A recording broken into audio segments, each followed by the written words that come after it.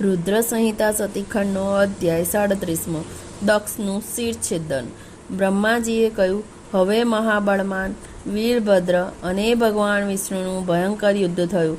ઇન્દ્ર વગેરે સમસ્ત દેવતા વિષ્ણુની સાથે વીરભદ્ર ગણોની સાથે યુદ્ધ કરવા લાગ્યા. ભગવાન વિષ્ણુએ અનેક આયુધોથી અત્યંત ભયંકર સંગ્રામ કર્યો. ભૈરવ વગેરે ગણો તેની સાથે યુદ્ધ કરતા હતા. વીરભદ્ર અને વિષ્ણુનું રોમહર્ષણ યુદ્ધ થયું. વિષ્ણુના શરીરમાંથી તેમના યોગ બળ દ્વારા શંખ ચક્ર ગદા ધારણ કરનાર અસંખ્ય વીર પ્રગટ થયા. શસ્ત્રો ધારણ કરીને વીરભદ્રની સાથે યુદ્ધ કરી રહ્યા હતા. યુદ્ધના સમયે વીરભદ્રે ભગવાન શંકરનું સ્મરણ કર્યું. બધાને પોતાના ત્રિશૂલથી મારીને ભસ્મ કરી દીધા. વિષ્ણુના વક્ષસ્થળમાં ત્રિશૂળ માર્યું. વિષ્ણુ મૂર્છિત થઈ જમીન ઉપર પડી ગયા. ફરીથી ઉઠ્યા, ચક્ર લીધું અને તેના પર ઘસ્યા. વીરભદ્રે પોતાના તેજથી ચક્રને ત્યાં જ થંભાવી દીધું. તે વિષ્ણુના હાથમાં રહી ગયું. વિષ્ણુ પર ત્યાં જ થંભી ગયા. યજ્ઞના ઋત્વિજોએ મંત્રોથી વિષ્ણુને સ્તંભુત કર્યા. વિષ્ણુએ પોતાનું સાંડક ધનુષ્ય ઉઠાવ્યું, બાણ ચડાવ્યા. ત્યાં સુધીમાં તો વીરભદ્રે તેમણે 3 બાણ માર્યા, ધનુષ્યના 3 ટુકડા કર્યા. ત્યારે મને અને વિષ્ણુને તેના બળનો પરિચય થયો. વિષ્ણુએ તેને અસહ્ય માની પોતાના સ્થાને ચાલ્યા ગયા. હું પુત્ર શોકમાં પીડાતો સત્યલોકમાં ચાલ્યો ગયો અને વિચારવા લાગ્યો, હવે શું કરું? અમારા બંનેના ગયા પછી વીરભદ્રે બધાને જીતી લીધા. હરણનું રૂપ ધારણ કરીને ભાગતા યજ્ઞ ભગવાનને તેણે પકડ્યા. તેમનું માથું કાપી નાખ્યું. પ્રજાપતિ, ધર્મ, કશ્યપ વગેરે મુનિઓને પકડી તેમણે લાતોથી માર્યા. પછી વીરભદ્રે પોતાના નખોથી દેવમાતા સરસ્વતીનું નાક કાપી નાખ્યું. પછી અન્ય દેવતાઓને પણ પૃથ્વી પર પછાડી પૂરા કર્યા. મણિભદ્ર ગણે તો ભૃગુની છાતી પર પગ મૂકીને તેમની દાઢી ખેંચી લીધી.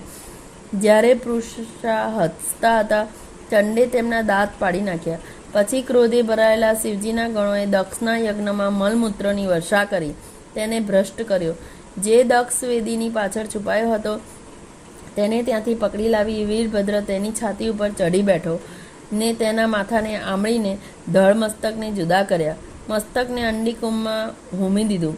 આ પ્રમાણે સર્વ કાર્યને નિપટાવી વીરભદ્ર કૈલાસ પહોંચ્યા. શિવ પ્રસન્ન થયા. તેમણે પોતાના ગણોના નાયકને બોલાવ્યા. અધ્યાય 37મો સંપૂર્ણ. રુદ્ર સંહિતા સતીખંડનો અધ્યાય 38મો. શિવજી દ્વારા દધીતીને અમરતાની પ્રાપ્તિ. શિવજી દ્વારા દધીતીને અમરતાની પ્રાપ્તિ. સુત પૌરાણિક કહેવા લાગ્યા, બ્રહ્માજીએ આ પ્રમાણે કહ્યું. નારદજીએ તેમને પૂછ્યું, હે બ્રહ્મા, શિવ વિમુખ થઈને વિષ્ણુ દક્ષના યજ્ઞમાં કેમ ગયા, જેને કારણે તેમનું અપમાન થયું? મારા આ સંદેહને દૂર કરવાને માટે શિવજીનું ચરિત્ર મને સંભળાવો. બ્રહ્મા બોલ્યા, હે વિપ્રવર, હું સર્વની શંકાને દૂર કરવા માટે તમને શિવજીનું ચરિત્ર સંભળાવું છું, તે સાંભળો. પહેલાં ક્યારેક દધીચીના શાપથી વિષ્ણુનું જ્ઞાન ભ્રષ્ટ થયું હતું, જેના કારણે તે દક્ષના યજ્ઞમાં ગયા હતા. નારદજી પૂછવા લાગ્યા, દધીજી તો વિષ્ણુના પરમ સહાયક હતા, તેમણે વિષ્ણુને શા માટે શ્રાપ આપ્યો?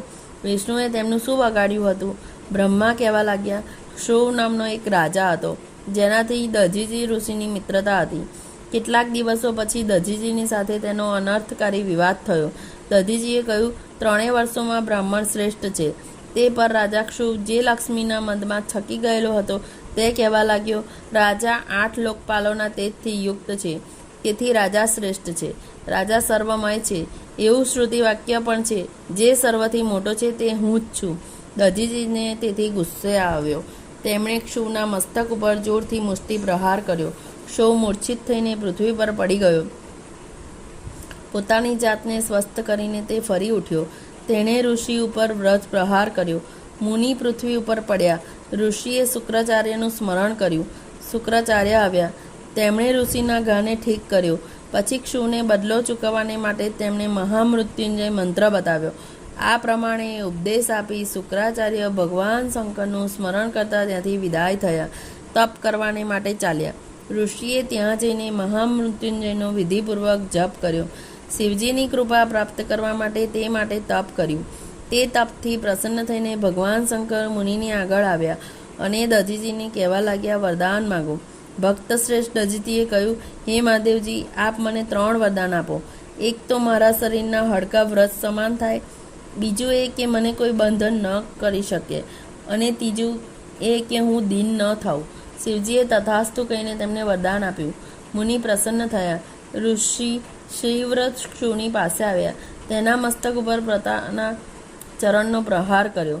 ક્ષુ વિષ્ણુનો પરમ ભક્ત હતો. જેનાથી અભિમાની બનેલા તેણે ઋષિની છાતીમાં વ્રતનો પ્રહાર કર્યો, પરંતુ શિવજીના વરદાનને લીધે દજીતીને કંઈ પણ ન થયું. આ જોઈને બ્રહ્માનો પુત્ર ક્ષુ ઘણો જ વિસ્મિત થયો. મૃત્યુંજયના સેવક દજીતીએ તેને પરાસ્ત કર્યો. તે પરાજયથી લજ્જા પામેલો ક્ષુ વનમાં તપ કરવાને માટે ચાલ્યો ગયો. મુકુંદ ભગવાનની આરાધના કરી તેના તપથી પ્રસન્ન થઈ ભગવાન વિષ્ણુ ગરુડ ઉપર બેસીને આવ્યા. ભગવાન વિષ્ણુ તેમના દર્શને આવ્યા. વિષ્ણુ ભક્ત ક્ષુવે દજીતી દ્વારા થયેલા પોતાના અપમાનની વાત કરી મૃત્યુંજયનો પ્રભાવ કહ્યો. વિષ્ણુએ કહ્યું, અવશ્ય શંકરના ભક્તને કોઈનો ભય નથી. તેમને દુઃખ દેવાથી મને અને દેવતાઓને શાપ લાગે છે. તે બ્રાહ્મણના શાપથી તો હવે દક્ષના યજ્ઞમાં મારો વિનાશ અને પુનરુત્થાન થશે. હે રાજેન્દ્ર, હું આ બધું વૃથા તો ન કહી શકું, પરંતુ એટલું જરૂર કહીશ કે જેનાથી દજીતીના ઉપર તને વિજય પ્રાપ્ત થાય. અધ્યાય 38મો સંપૂર્ણ.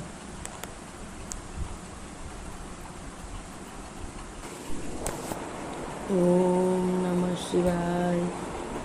રુદ્ર સંહિતા સતીખંડનો અધ્યાય 39. વિષ્ણુ ભગવાન અને દજીતીનો સંવાદ. બ્રહ્મા બોલ્યા, હવે એક દિવસે રાજા ક્ષુનું કાર્ય સિદ્ધ કરવાની માટે ભગવાન વિષ્ણુ મહર્ષિ દજીતીના આશ્રમમાં પહોંચ્યા અને તેમને કહ્યું, હે મહર્ષિ, હું તમારી પાસે વરદાન માગવાની માટે આવ્યો છું. મહર્ષિ દજીતી શિવના પરમ ભક્ત હતા. તેમણે આંખો બંધ કરીને શિવજીનું ધ્યાન કર્યું. વિષ્ણુનું કપટ તેમણે જાણી લીધું. તે બોલ્યા, હું બધું સમજી ગયો છું, પરંતુ તમે ભગવાન છો. હું તમને શું કહું? બ્રાહ્મણનો વેશ ધારણ કરીને આવ્યા છો. સુવતને ધારણ કરનાર વિષ્ણુ, આ કપટ વેશનો ત્યાગ કરો. રાજા ક્ષુના કલ્યાણ માટે આપ મારી સાથે છલ કરવા આવ્યા છો. શર્મિંદા બનેલા ભગવાન વિષ્ણુ દજીતીને પ્રણામ કરીને બોલ્યા, હે મહામુનિ, ચોક્કસ તમારું કહેવું સાચું છે. હું જાણું છું કે જ્યારથી આપ શિવભક્ત થયા છો ત્યારથી આપને કોઈનો ભય નથી. પરંતુ આપ મારા કહેવાથી એકવાર રાજા ક્ષુની પાસે જાઓ અને તેને કહો કે હું તમારાથી ડરું છું. વિષ્ણુની આ વાત સાંભળીને શિવના શ્રેષ્ઠ ભક્ત દજીતી હસવા લાગ્યા. હું શિવના પ્રભાવને કારણે કોઈનાથી ડરતો નથી, પરંતુ તેને શું કહેવા જાઉં? આ વાત ઉપર વિષ્ણુને ક્રોધ આવ્યો. તેમણે પોતાનું ચક્ર ઉઠાવ્યું. મહર્ષિ દજીતીને મારવાની ઈચ્છા વ્યક્ત કરી, પરંતુ ચક્રનો પ્રતાપ બ્રાહ્મણ મુનિ દજીતી ઉપર કંઈ ન થયો. ત્યારે દજીતીએ હસતા હસતા ભગવાન વિષ્ણુને કહ્યું, હે ભગવાન, આ શિવનું આપેલું ચક્ર આપ મારા પર છોડવા ઈચ્છો છો, પરંતુ તે ચાલ્યું નહીં, અને તે ચાલે પણ કેવી રીતે? શિવજીનું અસ્ત્ર મારા જેવા બ્રાહ્મણો માટે નથી. ખરેખર આપ ગુસ્સે છો તો એક પછી એક બ્રહ્માસ્ત્ર વગેરે અસ્ત્રો અને બાણોનો પ્રયોગ કરો. પછી તો દજીતીને બ્રાહ્મણ માત્ર જાણીને પરાક્રમહીન સમજી વિષ્ણુએ ક્રોધ કરીને તેના ઉપર પોતાના બધા અસ્ત્રો ચલાવ્યા. દેવતાઓએ પણ વિષ્ણુને સહાય કરી. ઇન્દ્રાદિ દેવોએ વેગપૂર્વક મુનિ દજીતી પર અસ્ત્રોનો મારો ચલાવ્યો, પરંતુ શિવભક્ત દજીતીને મુઠ્ઠી ભરી કુશ ફેંક્યું. આ કુશો શંકરના પ્રભાવથી પ્રલયાંગીનું તેજ ધારણ કરનારા થયા અને કાલાગ્નિની સમાન ત્રિશૂળ બનીને પોતાની જ્વાલાઓથી આયુષધારી દેવતાઓનો સંહાર કરવા લાગ્યા. વિષ્ણુ, યમ અને ઇન્દ્ર વગેરે દેવતાઓના છોડેલા અસ્ત્ર તે ત્રિશૂળને પ્રણામ કરી કુંઠિત થઈ ગયા. દેવતા પરાક્રમહીન બની ત્યાંથી ભાગવા માંડ્યા. માત્ર વિષ્ણુ યુદ્ધમાંથી હટ્યા નહીં, અને શૈવ દજીતી પણ શિવજીની કૃપાથી નિર્ભય થઈ તેમની સાથે યુદ્ધ કરતા રહ્યા. ભીષણ યુદ્ધ થયું. ત્યારે હે નારદ, વિષ્ણુ ભક્ત બ્રહ્મા રાજાક્ષુને સાથે લઈ તેમનું યુદ્ધ જોવા ગયો. મેં વિષ્ણુ અને દેવતાઓને યુદ્ધ કરતા રોક્યા અને કહ્યું, આપ લોકોના પ્રયાસ વૃથા છે. આ બ્રાહ્મણને તમે જીતી શકો તેમ નથી. વિષ્ણુએ આ સાંભળ્યું. તે દજીતી મુનિને પ્રાર્થના કરવા લાગ્યા. રાજાક્ષુએ પણ દીનતાથી મુનિ પાસે જઈને પ્રણામ કર્યા. તેમને પ્રાર્થના કરી. આથી પ્રસન્ન થઈ મુનિ દજીતીએ તેના પર તો કૃપા કરી, પરંતુ વિષ્ણુ વગેરે ઉપર તેનો ગુસ્સો ઓછો ન થયો. બ્રહ્માનો પ્રયાસ. ભગવાન નારદજી બોલ્યા, હે મહાભાગ, આપ મને તે ચરિત્ર સંભળાવો કે જ્યારે આવે તમે લોકો રુદ્રના કોપના યજ્ઞનો નાશ કરીને કૈલાસ ગયા ત્યારે શું થયું? શું તો પોતાના બ્રહ્માએ ઘરે કહ્યું, ચાલ્યો જ્યારે ગયો. રુદ્રની વિષ્ણુ સેનાને વગેરે લીધે દેવતા ઘાયલ પણ થયેલા પોતપોતાના દેવતાઓએ સ્થાન મને તરફ ગયા. દક્ષ યજ્ઞ ત્યારથી તે વિધ્વંસના સ્થાન સમાચાર થાણેશ્વર તરીકે દક્ષના પ્રસિદ્ધ મૃત્યુના થયું. સમાચાર જ્યાં અપાયા તો ભગવાન મને ઘણો જ ક્રોધ શંકરના ઉત્પન્ન થયો સાયુજ્ય અને અને હું મુક્તિ વિચારવા પ્રાપ્ત લાગ્યો થાય કે છે. હવે દેવતાઓને અધ્યાય સુખી બનાવવા માટે હું શું 39 કરું? સંપૂર્ણ. દક્ષ પણ જીવતો થાય, તેનો યજ્ઞ પણ પૂર્ણ થાય તેમ કરવું જોઈએ. ત્યારે વિષ્ણુનું સ્મરણ કરતાં જ મને જ્ઞાન થયું. હું તેમની પાસે પહોંચ્યો, વિષ્ણુની સ્તુતિ કરી. ત્યારે તેમણે કહ્યું કે દક્ષે યજ્ઞમાં શિવને ભાગ ન આપીને ખરેખર અપરાધ કર્યો છે. આ માટે આપણે દેવતાઓ પણ શિવના અપરાધી જ છીએ. તેથી આપણે બધા જ દેવતાઓ શિવજીની શરણમાં જઈએ, તેમના ચરણે નમીને તેમને પ્રસન્ન કરીએ, ત્યારે જ શાંતિ થશે, અન્યથા પ્રલય થશે. આ માટે હું પણ આપ લોકોની સાથે આવવા તૈયાર છું. આ એમ કહી વિષ્ણુ મારી સાથે કૈલાસ ધામ આવવા તૈયાર થયા. અમે લોકો અલકાપુરીથી આગળ તે વિશાળ વૃક્ષની પાસે પહોંચ્યા, જ્યાં દિવ્ય યોગીઓની સાથે ભગવાન શિવ બિરાજે છે. તેમની ચોતરફ તેમના ગણ અને યક્ષોના સ્વામી કુબેર બિરાજમાન છે.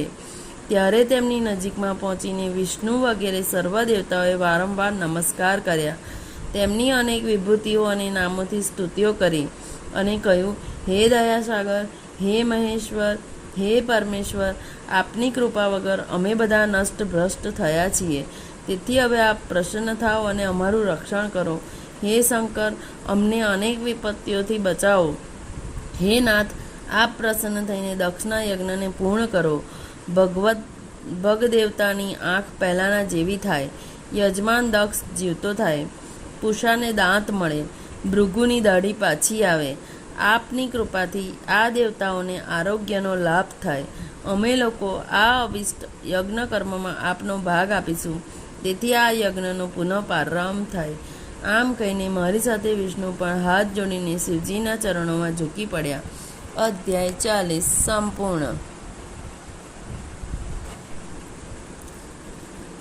અધ્યાય 41. શિવની કૃપાથી દક્ષનું જીવતા થવું. બ્રહ્મા બોલ્યા, દેવતાઓ સહિત વિષ્ણુ વગેરેની સ્તુતિને કારણે શંકર પ્રસન્ન થયા. દેવતાઓની ધીરજ બંધાવતા તે કહેવા લાગ્યા, હે દેવો, સાંભળો, હું તમારા ઉપર ગુસ્સે છું, તો પણ તમને માફ કરું છું. દક્ષના યજ્ઞનો નાશ મેં નથી કર્યો, પરંતુ તે બીજાનું ખરાબ કરવાની ઈચ્છા રાખે છે, તેનું ખોટું જ થાય છે. દક્ષ જ તે યજ્ઞનું શિર છે, તેથી તેમને બકરા જેવું મસ્તક હશે. ભગ દેવતા સૂર્યના નેત્રથી યજ્ઞ ભાગને જોઈ શકશે, તથા તૃષાના તૂટેલા દાંત સારા થઈ જશે. યજમાન આપવામાં આવેલા યજ્ઞ ભાગનો ઉપયોગ કરી શકશે. મારો વિરોધી ભૃકુ બકરા જેવી દાઢીને પ્રાપ્ત થશે, અને મારા ગણો દ્વારા માર્યા ગયેલા દેવતાઓના તૂટેલા અંગો પણ ઠીક થઈ જશે. બધા જ અધ્વર્યુ પ્રસન્ન થશે. આમ કહીને વેદોનું અનુસરણ કરનાર પરમ દયાળુ ચરાચરપતિ સમ્રાટ શંકર મૌન થઈ ગયા. ત્યારે તેમનું આ કહેવું સાંભળીને દેવતાઓને ઘણી જ પ્રસન્નતા થઈ, તથા બધાએ શિવજીને ધન્યવાદ આપ્યા. પછી દેવર્ષિઓ સહિત શિવજીને યજ્ઞમાં આવવાનું આમંત્રણ આપી જ્યાં યજ્ઞ ચાલી રહ્યો હતો ત્યાં કંખલ સ્થાનમાં આવ્યા. તે સમયે ભગવાન શંકરે ત્યાં પહોંચીને વીરભદ્રે ભંગ કરેલા યજ્ઞનું નિરીક્ષણ કર્યું. ત્યાં સ્વાહા, પૃષા, તૃષ્ટિ, ધૃતિ, સરસ્વતી બધા દેવતાઓ, ઋષિઓ, પિતૃઓ અગ્નિ ભાંગલા તૂટ્યા અને મરેલા પડ્યા છે. યજ્ઞની આ દશા જોઈને વીરભદ્રને બોલાવી ભગવાન શંકરે હસતા હસતા તેને કહ્યું, હે મહાબાહુ વીરભદ્ર, આ તે શું કર્યું? હે ભાઈ, તે ઋષિઓને આવો કઠિન દંડ આપી દીધો. ઠીક, તો હવે તમે શીઘ્ર દક્ષનું મૃત્યુ પામેલું શરીર લાવો, જેણે આ યજ્ઞનો આરંભ કર્યો હતો. શિવે આમ કહ્યું તેટલામાં જ વીરભદ્ર દક્ષનું મસ્તક વગરનું શરીર લાવ્યો અને તેમની સામે મૂકી દીધું. ત્યારે તેને મસ્તક રહિત જોઈને શિવજીએ વીરભદ્રને કહ્યું, આનું માથું ક્યાં છે? વીરભદ્રએ કહ્યું, એને તો મેં અગ્નિમાં ક્યારનું હોમી દીધું. શિવજીએ દેવતાઓને કહ્યું, જુઓ, મેં પહેલાં જ કહ્યું હતું તે થઈને રહ્યું. પછી ભગવાન શંકરે બકરાનું માથું લઈને પ્રજાપતિ દક્ષના ધડની સાથે જોડી દીધું. શંકરે કૃપાદ્રષ્ટિ કરી તે જીવતો બેઠો થયો. ઉઠતાની સાથે પ્રસન્ન ચિત્તથી ભગવાન શંકરના દર્શન કર્યા. તેમનું કમલસવાળું હૃદય નિર્મલ થઈ ગયું. ત્યાં જ તેમણે ભગવાન શિવની કલ્યાણ સ્તુતિનો આરંભ કર્યો. તેની સ્તુતિ સાંભળીને ભગવાન શંકર પ્રસન્ન થયા. પુનઃ વિષ્ણુ અને મેં બ્રહ્માએ પણ દેવતાઓ અને લોકપાલોની સાથે ભગવાન શંકરની સ્તુતિ કરી. અધ્યાય 41 સંપૂર્ણ.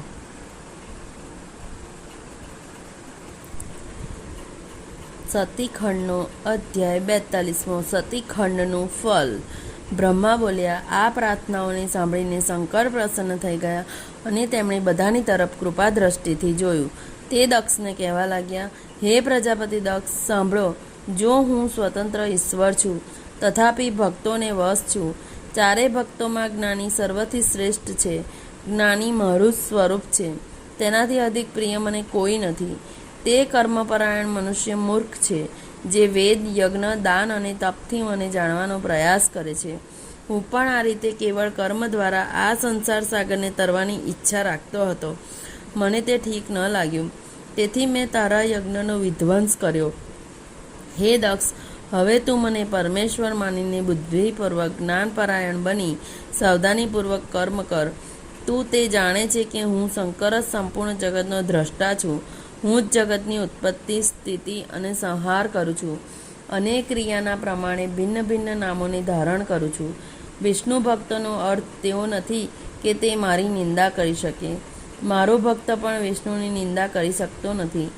જે આ પ્રમાણે કરશે તેને અમારા બંનેના શાપને લીધે તેને તત્વની પ્રાપ્તિ થઈ શકતી નથી.